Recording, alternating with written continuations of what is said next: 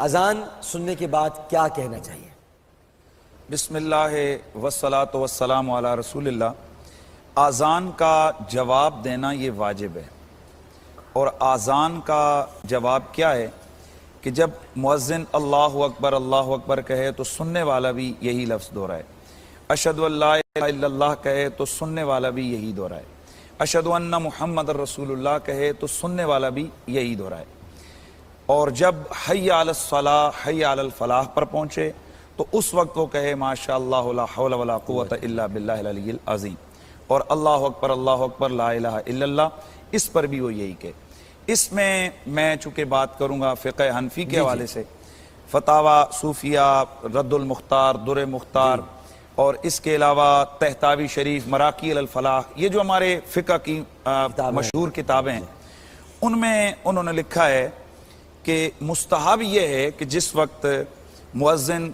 ان کلمات پر پہنچے اشہد ان محمد رسول اللہ، تو جو سننے والا ہے وہ اپنے ناخنوں کو، انگوٹھوں کو چوم کر اپنی آنکھوں سے لگائے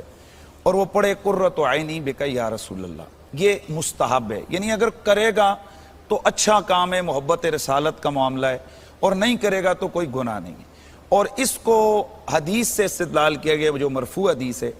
اور حضرت سیدنا ابوبکر صدیق رضی اللہ تعالیٰ عنہ جب آپ بیٹھے ہوئے تھے تو جب حضرت بلال نے پڑھا اشہد ان محمد رسول اللہ، تو جناب سیدنا صدیق اکبر نے اپنے انگوٹھوں کو چوم کر آنکھوں سے لگایا اور پڑھا قرۃ عینی بک یا رسول اللہ، یا رسول اللہ آپ میری آنکھوں کی ٹھنڈک ہیں۔ سبحان اللہ۔ جب یہ اذان ختم ہوئی تو میرے نبی نے فرمایا کہ تم میں سے کسی نے دیکھا کہ ما فعل خلیلی، میرے یار نے کیا کی ہے، میرے خلیل نے، میرے جگری دوست نے کیا کی ہے؟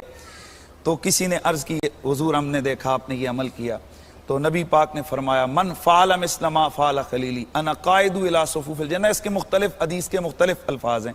کہ جس نے میرے ابو بکر والا کام کیا میں جنت میں آگے آگے ہوں گا اور میری قیادت میں وہ جنت میں ہوں۔ سبحان اللہ۔ ہمارے علماء فرماتے ہیں، فقہاء فرماتے ہیں کہ اگر حضور کی محبت کے اس اظہار سے ایک آدمی کے لیے جنت کا راستہ کھلتا ہے اور حضور کی قیادت میں وہ جنت میں جاتا ہے تو یہ سودا کوئی مہنگا تو نہیں۔ واہ واہ واہ، سبحان اور پھر اس میں بھی یعنی اس میں میں نے لفظ بولا ہے مستحب، اگر کوئی نہیں کرتا تو کوئی اس کو تنقید نہ کی جائے، اس کو برا والا نہ کہا جائے، نہیں کرتا تو نہ کرے، جو کر رہا ہے وہ اچھا کر رہا ہے، حدیث سے ثابت، سیدنا صدیق اکبر کے عمل سے یہ چیز ثابت ہے، اور ہماری فقہ کی کتابوں نے اس کو لیا ہے، اور ہم تو چونکہ فقہ حنفی سے تعلق رکھتے ہیں لہٰذا اس حوالے سے میں نے اور یہ بھی ہے نا مفتی صاحب، مجھے یاد پڑتا ہے کہ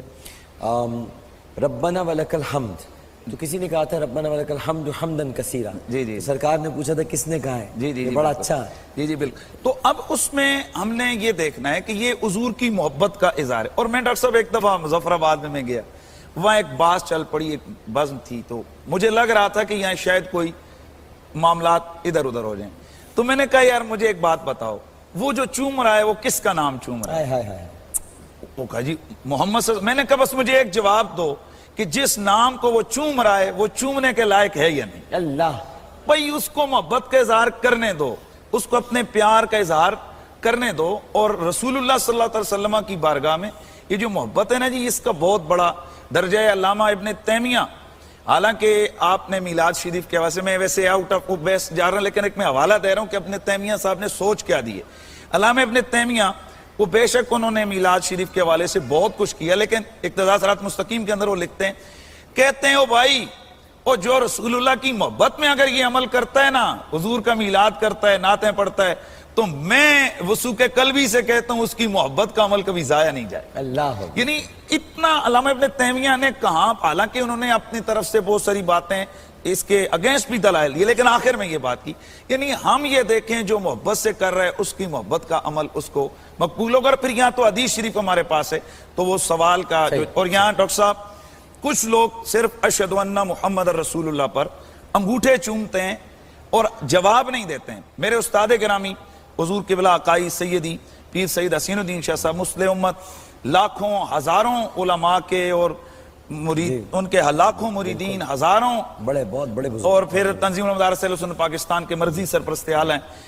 آپ فرمایا کرتے ہیں بیٹا بات یہ کہ یہ انگوٹھے چومنا مستحب ہے، اذان کا جواب دینا واجب ہے۔ اللہ تو جتنا زور آپ اس پہ دیں کہ انگوٹھے چومو او بھائی اس سے پہلے زیادہ زور اس بات پہ دو کہ اذان کا جواب ہر مسلمان دے. سبحان اللہ. یعنی جب اشہد ان محمد رسول اللہ ہو تو پہلے اشہد ان محمد رسول اللہ پڑھیں، پھر آپ محبت سے جو کریں تو یہ ٹھیک.